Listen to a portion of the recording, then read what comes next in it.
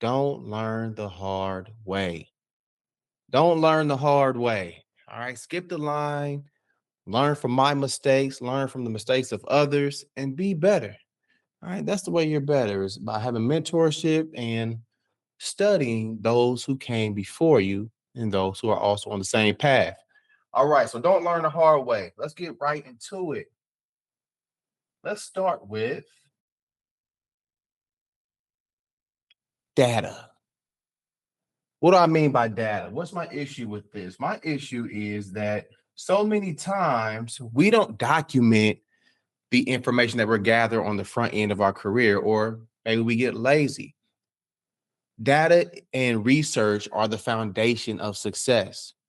All these data centers out here, research facilities, and things like that are what fuel the future. And that allows you to make the decisions that are best suited for success. What I mean by that, right? Do you have a CRM? Do you have that set up? Let's see if this works. That is an ugly looking.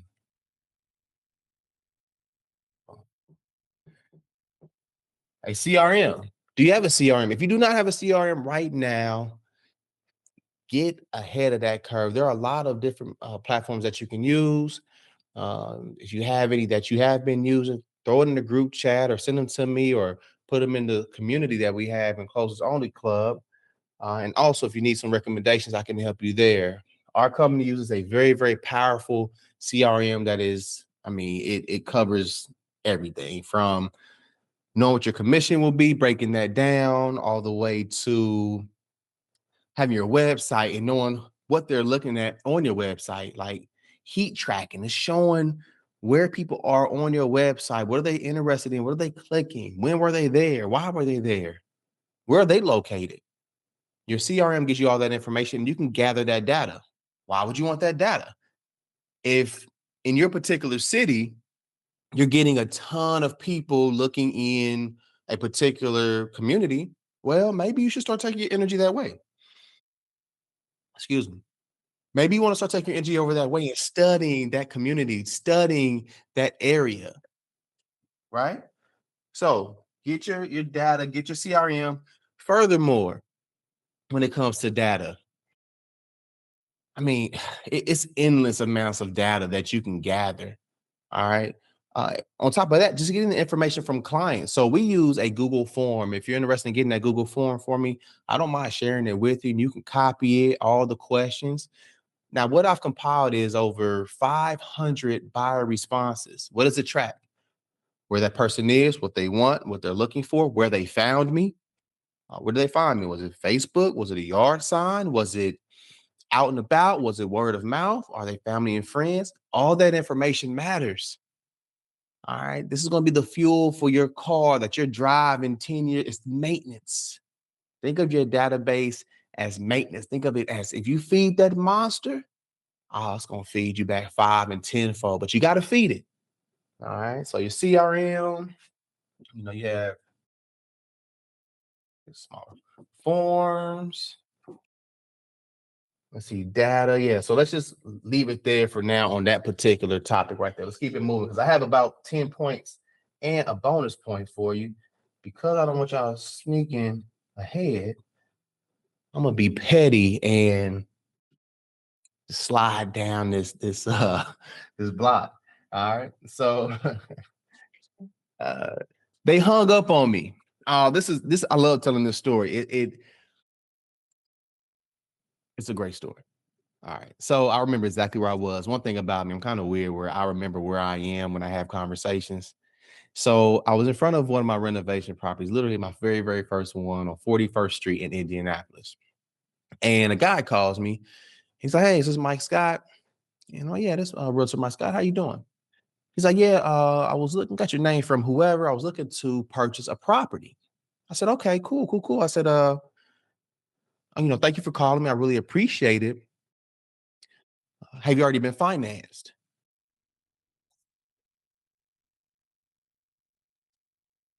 Messed me up right there. Where'd I go wrong? I went wrong because now he's potentially, and in this situation, actually a little bit offended.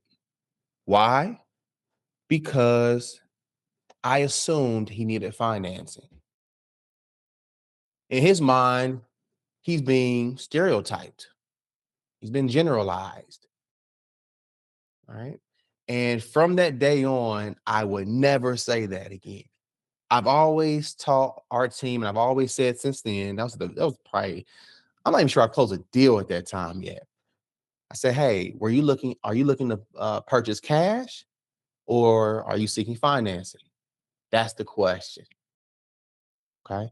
And do me a favor, mute your mic if you don't mind. I think somebody's mic might be on. But I always ask that question in that way.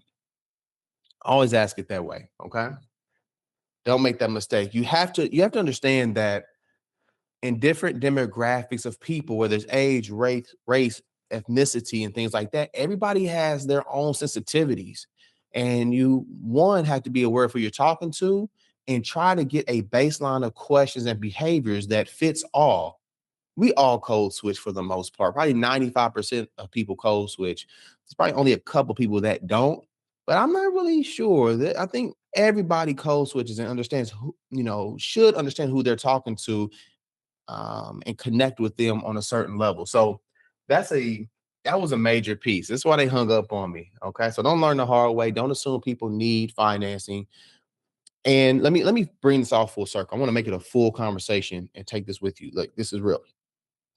I say, are you seeking financing or are you looking to pay cash? Now, what happens with the question? Sometimes people can also be unsure that, like, how to purchase a home. They're like, should I have cash? Should I even have 100,000? Are people buying cash? So what I did follow up is, hey, 95 or 90% of our clients use financing. That makes the group of people who need financing, it makes them more comfortable now, which is likely who's calling you, someone who needs financing on average, depending on where you are in your career, who you're working with, and things like that. I imagine 90% of people across the country are buying properties with financing, but don't slip up and stay tight on that. Next.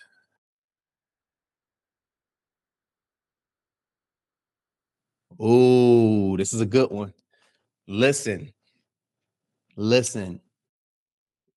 This happened to me a couple of weeks ago. I'm walking down the street to the barber shop, and this guy, oh, what happened? Let me see. Yeah, I think this guy was driving this nice car. He was parked in that parking lot right off of the sidewalk. And I went up to him. He had a collar shirt on. I think it said like Toyota or something. He was a manager at Toyota or something like that. I go up to him. I said, hey, you like somebody I need to know, man. My name is Mike Scott. What's your name? He's like, whatever, Gerald or something like that. The fact that I don't even remember his name is bad too, right? So anyway, we introduced ourselves, and I said, hey, I'm a real estate agent, man, and I just saw you and I just wanted to connect with you. That's all. He said, man, that's crazy. Me and my wife were just looking at this $1.5 million house the other day. This is literally how the conversation, I'm not making this up. And so I didn't listen to him. One, I didn't catch his name fully. Two, I stepped on his toes and semi sunned him, as we say. I said to him, oh, that's dope, man. I was just in a walking a $3 million house the other day. Let's just say I never heard from this guy again. He never reached out.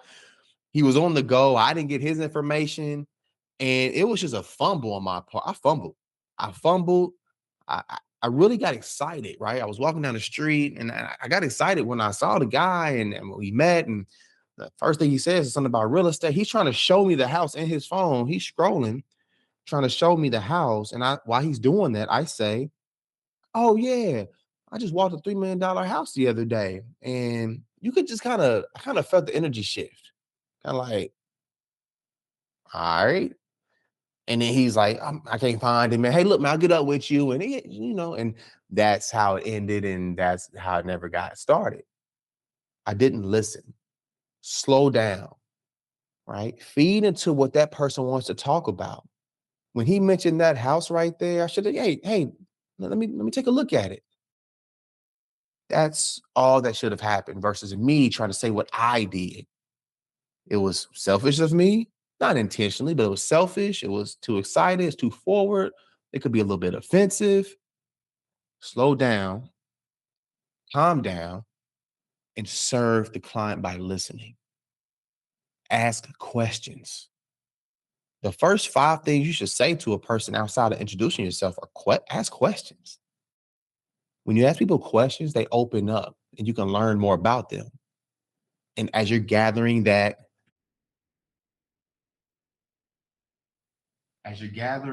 listening, what are you doing? You're gathering that data, right? You're gathering that data. And then from that data, you can start to respond to them the way that is connected for them. And then also, what can you do? If you need to, you can kind of code switch and start really speaking their language. Hey man, how's your day going? Oh man, just came from my son's basketball game. Right? I asked a question. Okay, who's your son play for? Whatever team. Oh, okay, all right. So, is he going to make it to the league? Right? I'm asking questions. Get them talking. Gather the data, and then you can learn from what angle to attack to seek what you're seeking from the conversation after just trying to bring value. Okay. Cool. So make sure you're listening. That's a really good one right there. Let's go on to the next one. Do not be a ghost agent. Do not be a ghost agent. What do I mean by a ghost agent? People can't find you. You're not active. People don't see you. You're fading off into the background. You don't make exciting content. You're boring. What are you doing to tantalize people? People want to work with people that excite them. This is the era we're in. Be exciting, be fresh, be new, show who you are. I know so many agents I've talked to where they want to do videos, but they don't want to show themselves, right? They don't want to show their face. They don't want to, people to hear their voice or whatever it may be. You cannot be a ghost agent because then you're going to be competing against somebody like myself who's out there front and center putting together skits and making people laugh, and they're going to want to work with me, right? They're excited. They're like, yo, this guy's funny, but he's also serious. He has character. He has drive. Because I want people to see every element of me. Excuse me. I want people to see every element of me. I want them to see that I can turn up and get mad and really get to business. I want them to see that I'm polite, kind, and gentle. I want people to see that I'm fun, light. I want people to see that I'm competitive and I want to win.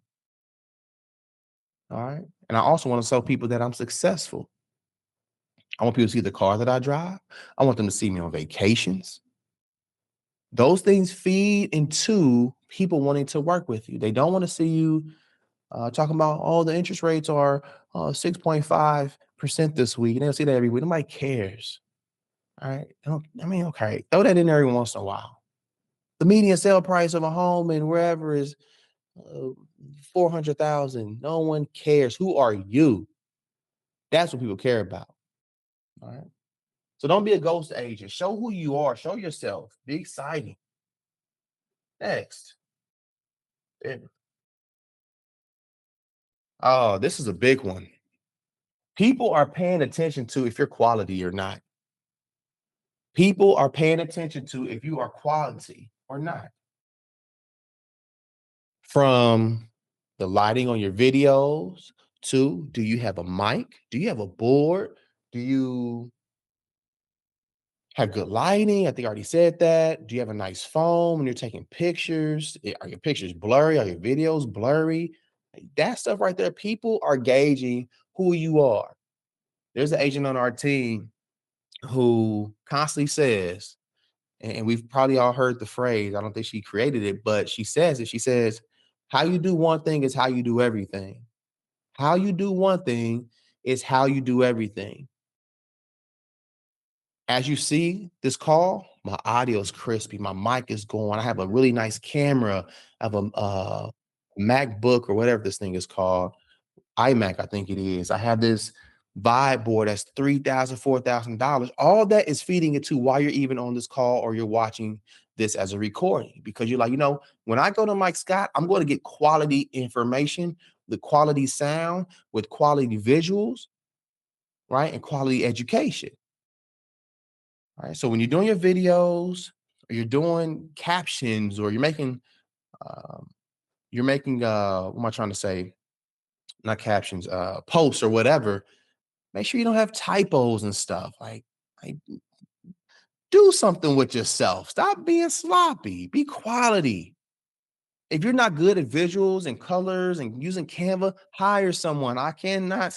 There to me, there's nothing worse than someone who makes a bad graphic when there are 1,000 templates on Canva for free. Why are your layouts so horrendous and there's free access to Canva? You can go just swap out information.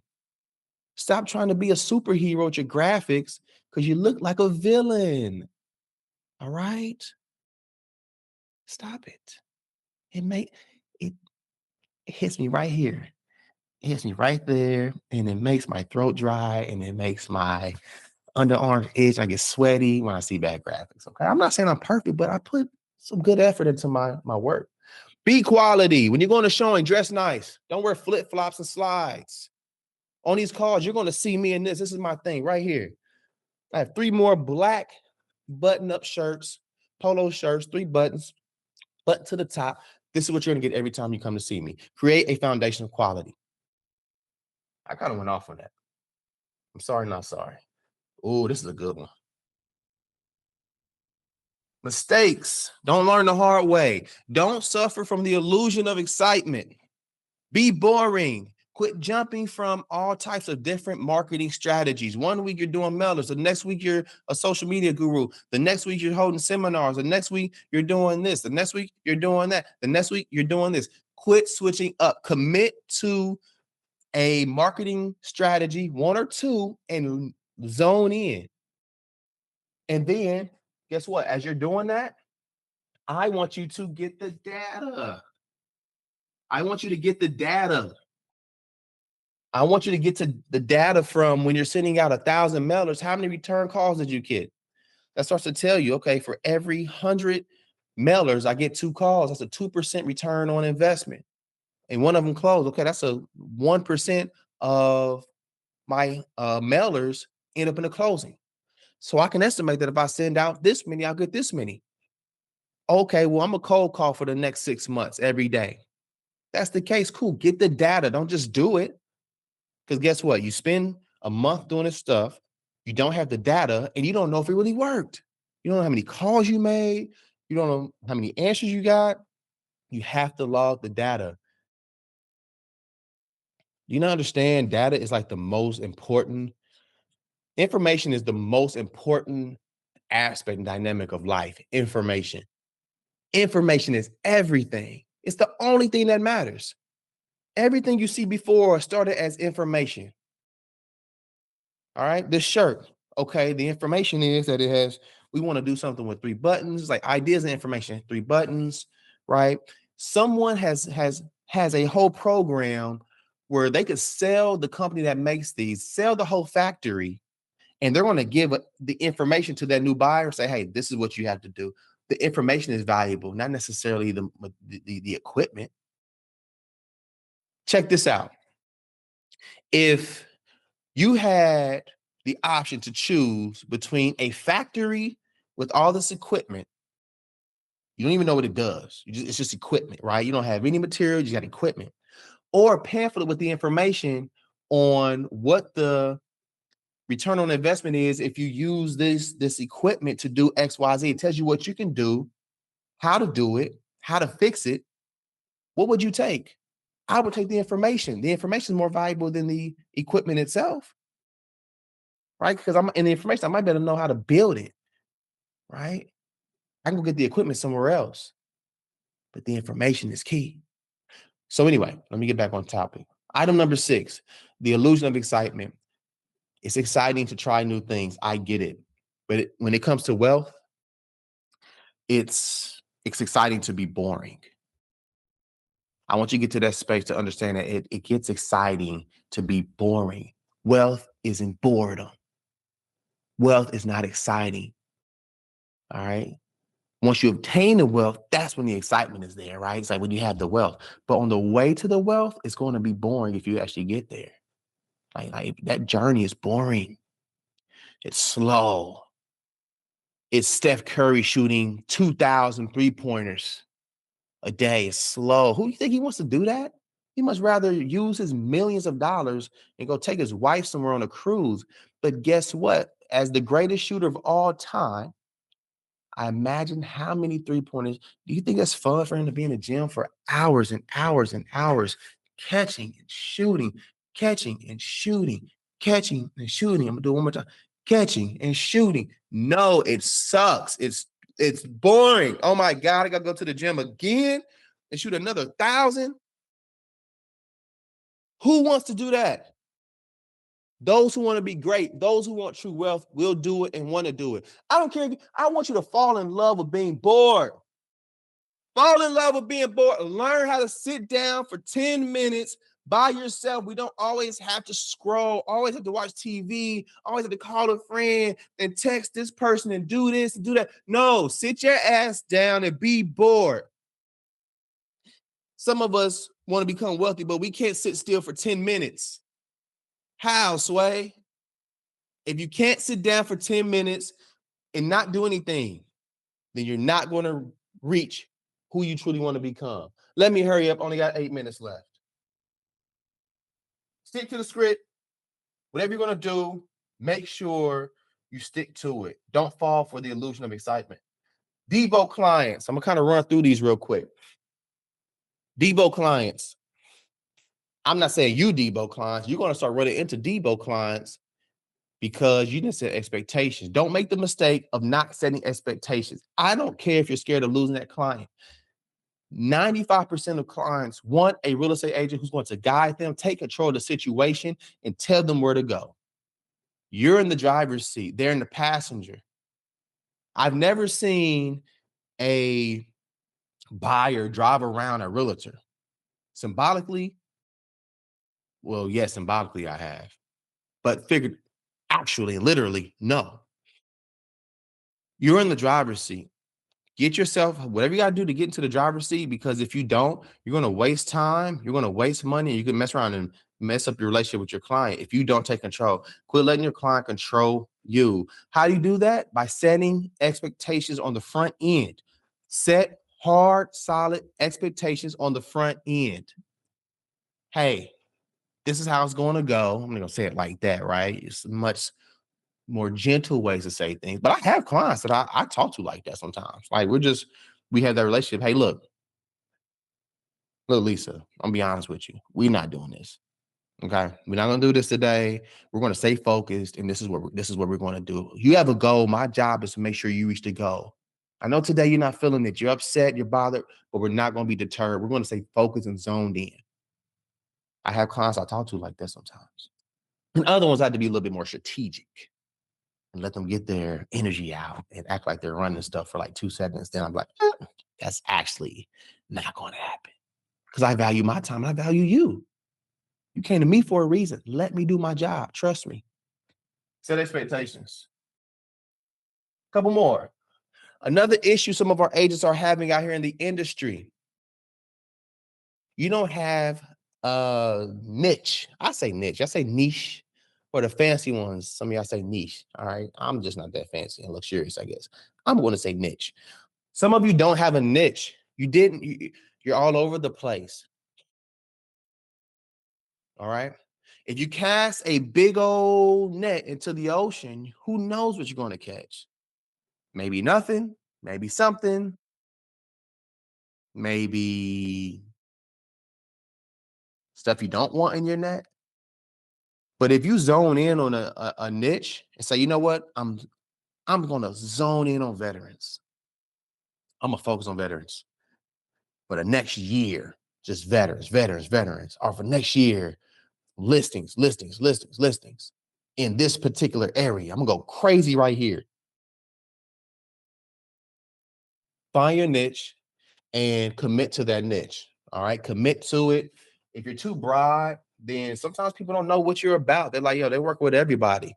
No one really wants a jack of all trades. People want to master of a particular trait.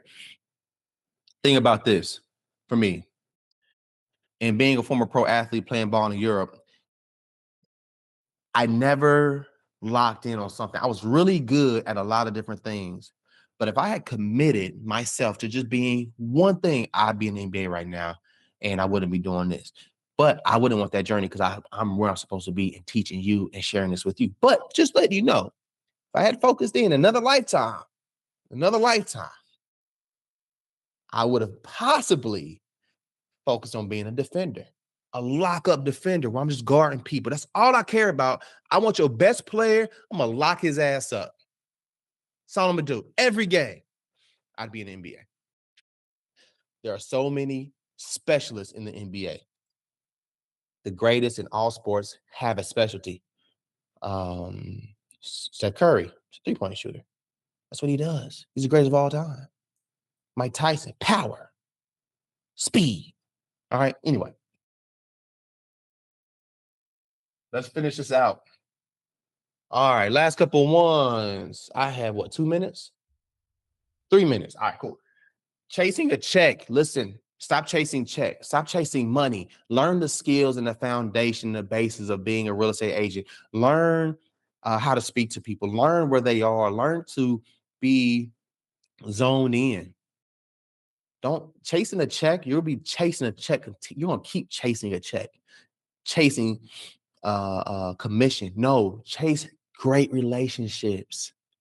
That's what I want you to chase. I want you to hound those relationships down. I was in Chipotle line earlier. I heard a guy, and this is honestly, guy, I'm telling you, every day I'm practicing this stuff. I'm working on it. I'm in the line at Chipotle. I hear this guy. He's in a suit and tie. He says, he's talking to his buddy.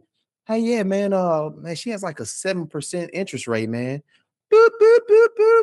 Hey, man, you guys in real estate? Yeah, commercial. Oh, I want to learn about commercial. We talk, exchange information. I bought the Chipotle, cost me $48. Cool. The guy texted me, hey, Mike, go look on YouTube, look at these things. That's where I started. Just like that. I didn't chase a check. I'm chasing relationships. What did I do? I actually lost money or invested money, excuse me. Cost me $50 to show these guys, hey, I value this 10 minutes we just spoke. The guy kept feeding me information. He texted me as soon as we left Chipotle. Stop chasing money. They keep printing it. We're chasing the value. I put psycho, but really this is psychology. Agents aren't learning the value of psychology, and that's a problem. You have to learn how to talk to people. You have to learn how people think. You have to learn how to win relationships. All right. Don't skip the value of talking in relationships. I continue to preach how important relationships are. All right, psychology. I think I spelled that right. Maybe not. It's okay if I didn't, whatever. You get the point. So learn the psychology of people. Lastly, bonus. Inconsistent. You're inconsistent. You're inconsistent. You're inconsistent. None of this stuff matters if you're inconsistent. If you can't keep doing it, then what are we talking about? This whole conversation is null and void if you're not consistent. Screenshot that. Take that right there. All right. Those are 10 things I don't want you to learn the hard way. So many of you are still not going to do this stuff, and I hate that for you. But it is what it is. I hope you enjoyed this session. I hope it brought you value and you learned a couple of things. I was excited to go over this today.